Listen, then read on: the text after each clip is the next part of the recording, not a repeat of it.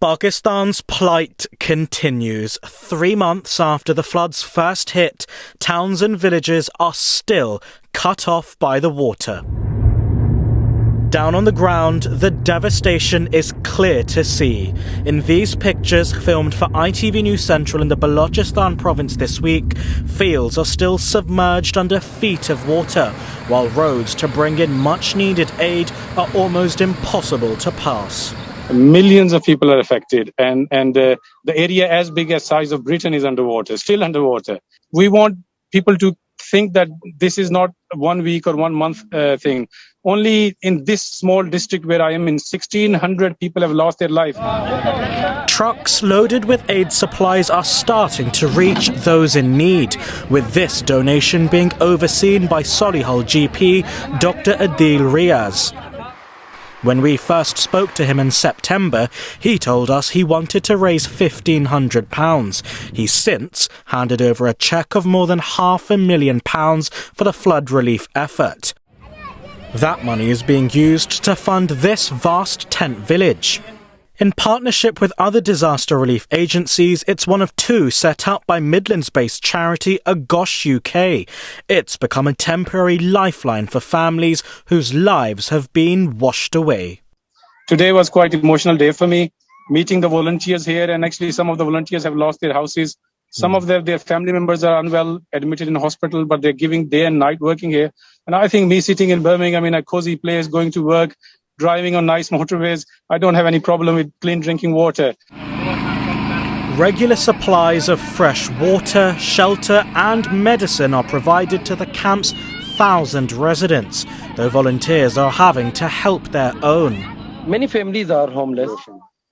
Even my family, I lost my home and land, and I'm trying to help all these affected people because I know what was the flood, and it was, 58 unstoppable rain. We never seen. I'm 40 years old, and I never seen such like this rain. Each day, rows of hot food are cooked for nearly 2,000 people. Staples like biryani, roti and curry are given out.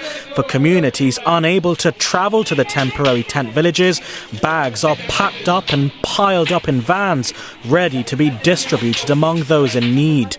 But with the floodwater blocking off access to roads, the challenge is getting that aid into those hard-to-reach areas.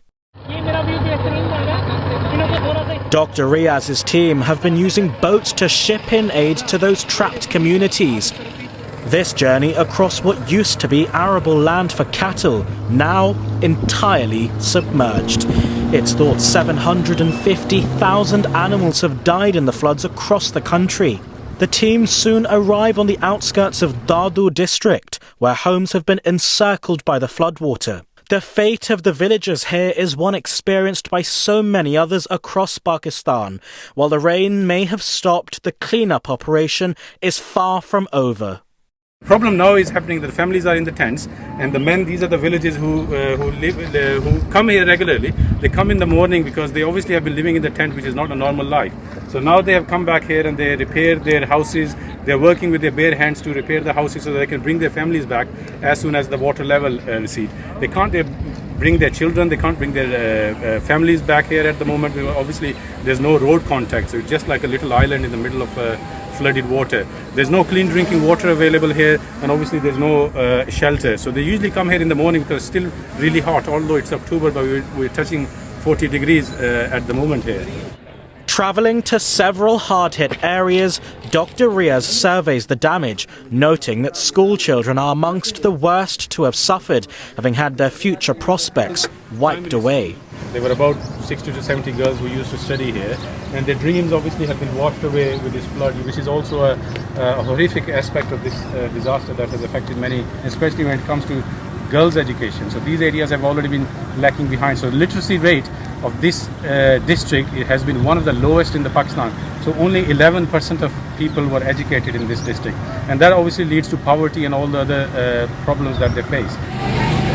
And for many women thrown into deeper poverty by the floods, access to immediate healthcare is proving vitally important. These mobile health units, each costing £55,000 in donations, are equipped with potentially life-saving equipment, even housing a pharmacy for things like anti-malaria drugs and antibiotics. And 3 months into this disaster, an ultrasound room is necessary as pregnant women are starting to give birth in the aid camps. They were telling us that yesterday they had 2 deliveries in a tent village.